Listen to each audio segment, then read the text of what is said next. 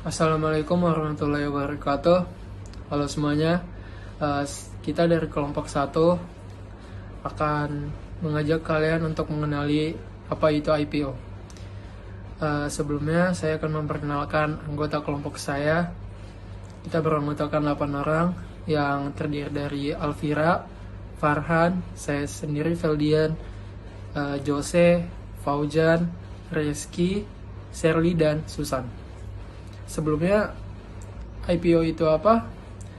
IPO itu Initial Public Offering, adalah penawaran umum perdana saham yang dilakukan oleh perusahaan kepada masyarakat berdasarkan tata cara yang diatur dalam undang-undang dan peraturan pelaksanaan.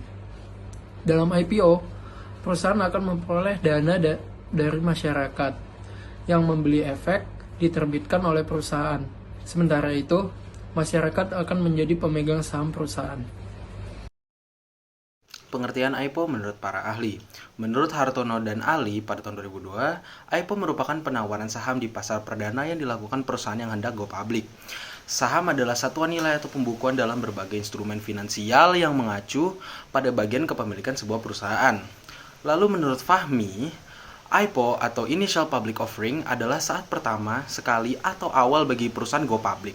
Go public adalah suatu perusahaan yang telah memutuskan untuk menjual sahamnya kepada publik dan siap untuk dinilai oleh publik. Jadi dapat disimpulkan bahwa Initial Public Offering or IPO merupakan penawaran saham pertama kali yang dilakukan oleh perusahaan ke publik melalui pasar modal. Selanjutnya, tujuan IPO. Tujuan IPO adalah mengumpulkan dana tambahan untuk perusahaan serta memberikan kesempatan kepada masyarakat dan investor untuk memiliki bagian kepemilikan dalam perusahaan tersebut. Penawaran publik kepada masyarakat dianggap sebagai metode yang paling efektif untuk menghasilkan pendapatan tambahan bagi perusahaan. Selain itu, tujuan IPO menambah modal guna memperlancar operasional perusahaan atau mempercepat kegiatan ekspansi. IPO juga membawa manfaat bagi perusahaan seperti memperoleh sumber keuangan baru, keunggulan kompetitif untuk mengembangkan usahanya, serta mengakui sisi perusahaan lain yang pendanaannya berasal dari penerbitan saham baru. Selanjutnya ada syarat-syarat IPO atau Initial Public Offering.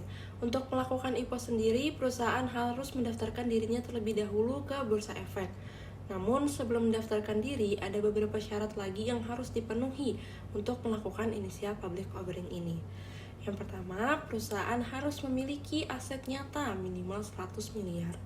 Aset nyata ini merupakan total aset yang sudah dikurangi oleh beban pajak.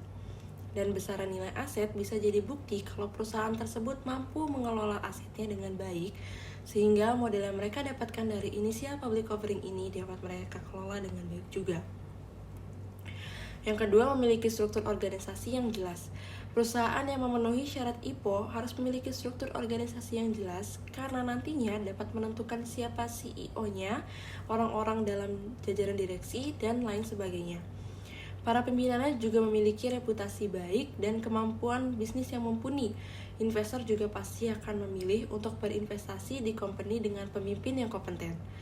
Yang ketiga, memenuhi syarat akuntansi dan keuangan. Perusahaan yang berencana melakukan IPO harus berjalan minimal 1 tahun dan memiliki perhitungan akuntansi dan keuangan yang terkelola.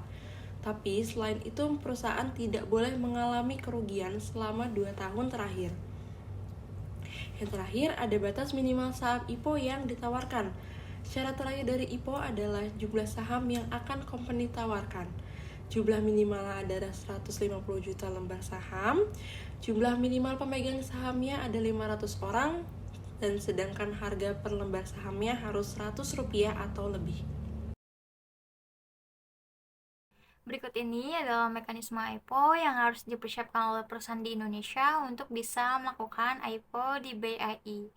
Yang pertama yaitu menyiapkan dokumen. Jadi perseroan ini harus menyiapkan dokumen-dokumen yang diperlukan untuk diserahkan ke Bursa Efek Indonesia dan OJK serta ke KSHI. Dokumen-dokumen tersebut antara lain adalah prospektus, laporan keuangan, dan dokumen pendukung lainnya. Yang kedua yaitu menyerahkan perjanjian pendahuluan pencatatan saham di Bursa Efek Indonesia. Perseroan ini harus menyampaikan perjanjian pendahuluan pencatatan saham ke Bursa Efek Indonesia. Perjanjian ini juga berisi tentang kesepakatan antara perseroan dengan Bursa Efek Indonesia mengenai pencatatan saham perseroan di Bursa Efek. Yang ketiga yaitu menyerahkan formulir pendaftaran ke OJK. Jadi, perseroan ini harus menyampaikan formulir pendaftaran ke OJK. Formulir ini berisi tentang informasi mengenai perseroan dan rencana penawaran saham perseroan. Yang terakhir yaitu menawarkan, mencatatkan, dan memperdagangkan saham kepada masyarakat di Bursa Efek Indonesia. Jadi, setelah perseroan memenuhi persyaratan yang ditentukan oleh Bursa Efek Indonesia dan OJK, perseroan dapat menawarkan, mencatatkan, dan memperdagangkan saham kepada masyarakat di Bursa Efek Indonesia. Oke, selanjutnya adalah syarat menjadi perusahaan publik. Jika ingin menjadi perusahaan publik, setidaknya ada beberapa persyaratan yang harus disiapkan. Di antaranya, perseroan terbatas atau PT sudah beroperasi sekurang-kurangnya 12 bulan. Perusahaan memiliki aktiva bersih berwujud sekurang-kurangnya 5 miliar rupiah. Dengan laporan keuangan audit tahun buku terakhir memperoleh opini wajar tanpa pengecualian dari akuntan publik yang terdaftar di Otoritas Jasa Keuangan. Menjual sekurang-kurangnya 150 juta saham atau 20% dari jumlah saham yang diterbitkan untuk ekuitas kurang dari 500 miliar rupiah. 15% dari jumlah saham yang diterbitkan untuk ekuitas mulai dari 500 miliar rupiah sampai dengan 2 triliun rupiah. 10% dari jumlah saham yang diterbitkan untuk ekuitas lebih dari 2 triliun rupiah. Jumlah pemegang saham publik sekurang-kurangnya 500 pihak. Penggunaan dan keuntungan perusahaan melakukan go public. Dalam Otoritas Jasa Keuangan, go public merupakan sebuah langkah penjualan saham yang dilakukan oleh perusahaan. Jadi semua perusahaan tertutup mempunyai kesempatan untuk menjadi perusahaan terbuka dengan menjualkan sebagian sahamnya kepada publik. Hal ini digunakan untuk membuka peluang bagi masyarakat untuk memiliki perusahaan tersebut atau menanamkan modal dan mencatat sahamnya sebagai bursa.